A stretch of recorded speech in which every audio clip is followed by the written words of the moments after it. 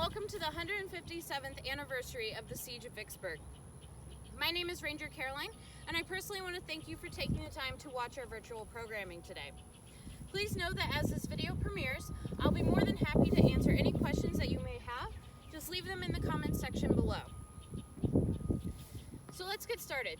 Today I want to take some time to look at a large part of why the Union was successful here at Vicksburg. It's a long story, but it's a twofold story. There are two main points in getting to Vicksburg itself. We have the Union Army as well as the Union Navy. It's a joint effort to be here. There are also many key players in the Battle of Vicksburg, but I'm going to focus on two of these players.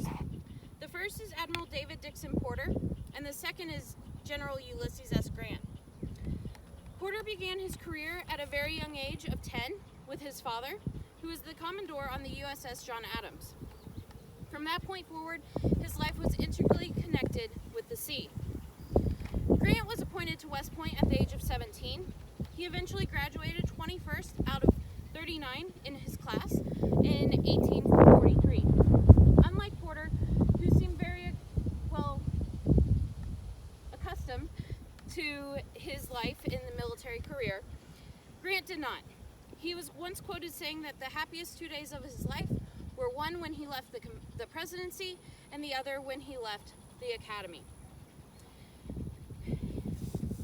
Grant originally ended his military career in 1854 when he resigned from his command. And it wouldn't be until 1861, with the onset of the Civil War, that he would pick up and put his uniform back on. Both Porter and Grant understood the importance of capturing Vicksburg, namely because this was the last major Confederate port along the Mississippi River. We know that rivers and waterways are important during the war, as they play a huge role in getting supplies and troops where they need to go.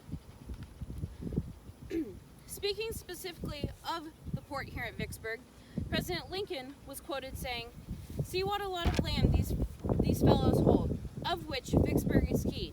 The war can never be brought to a close until that key is in our pocket. We can take all the northern ports of the Confederacy, and they can defy us from Vicksburg." The campaign for Vicksburg would last for over a year, from spring of 1862 until July 4th of 1863. Today I'm standing atop Fort Hill, and it was here that 157 years ago that Grant and Porter would see the first signs of success in the campaign for Vicksburg. In April of 1863, after many failed attempts to take Vicksburg and pass by the Confederate batteries on the bluffs overlooking the Mississippi River, Porter and Grant decided to give it one last shot, a Hail Mary, so to speak. The main objective of their plan was to transport supplies to the federal troops located at New Carthage, Louisiana. This location was below Vicksburg, and that ultimately they wanted to bring those troops to the east bank of the Mississippi River. To do so, Porter prepared 7 ironclad gunboats for the mission, knowing that if he were to fail, it would mean the destruction of his Mississippi River Squadron and possibly his career. He also prepared 3 transport ships. So this makes 10 ships, or 10 vessels in total to make the daring mission. Of the preparations, Porter ordered, "No lights will be shown in any part of the ships. All ports will be covered up until such time as the vessels open fire, which they will do when their broadsides bear upon the town, or when it can be safely done without interfering with the pilot or endangering the other vessels. Before starting, the hour of departure will be given, and every vessel will have their fires well lit, so they will show as little smoke as possible." And as it was on the night of April 16th of 1863, Porter began to move his fleet down the Mississippi River past Vicksburg. It was a dark and moonless night, and as ordered, all the lights on the ships had been extinguished to help avoid detection from the enemy. At or near 11 p.m., the fleet was rounding Point DeSoto, which would have been located directly behind me here from Fort Hill. The enemy quickly saw the fleet and began to light fires to illuminate the vessels on the river.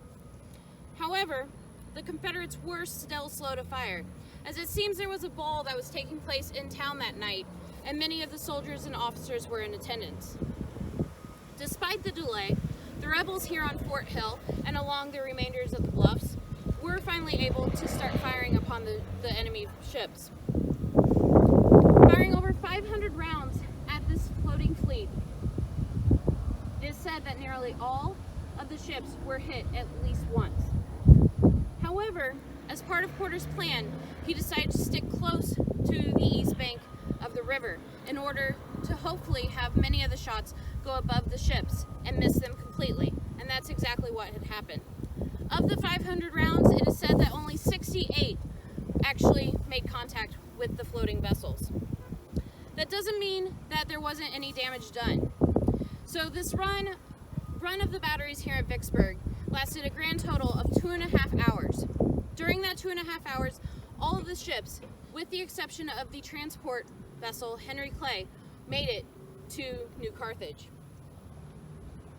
Also, as far as casualties go, it is reported that there were no lives lost during the running of the batteries here at Vicksburg.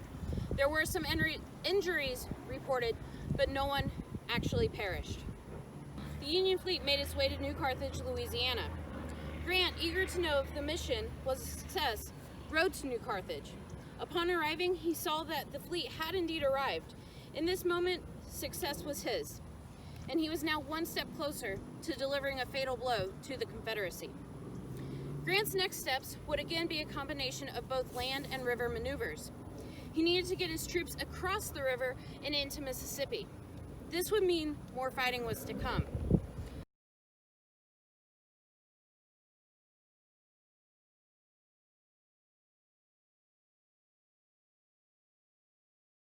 From the moment Grant and his troops successfully make it across the river, it took less than 3 weeks for them to march on to Vicksburg. The campaign was not over. Once reaching Vicksburg, Grant made the realization that he could not take the city by brute force. Instead, he would have to out-camp the enemy. The Mississippi River Squadron remained vigilant in keeping the blockade along the river at Vicksburg secure. No supplies could reach the city or the enemy troops there, effectively strangling the rebel soldiers and the town to death. By July 3rd, the city of Vicksburg would fall and surrender the following day on July 4th of 1863. At about the same time that Lee lost in the east at Gettysburg, the West felt the blow at Vicksburg. Vicksburg was key, as Lincoln referenced. The linchpin holding the Confederacy together had been lost. Grant, however, knew that he had not completed this task alone and gave credit where credit was due. Referring to the Navy, he says, "The Navy under Porter was all it could be during the entire campaign. Without its assistance, the campaign could not have been successful, made with the number of men engaged. It could not have been made at all in the way it was, with any number of men, without such assistance." And so with that, I would like to thank you for joining me today to look more at the Navy operations here at Vicksburg. I have sincerely enjoyed presenting this for your viewing. Please know that as July 4th is our 157th anniversary, we will be bringing you more videos throughout the day. Thank you again for joining me, and have a happy and safe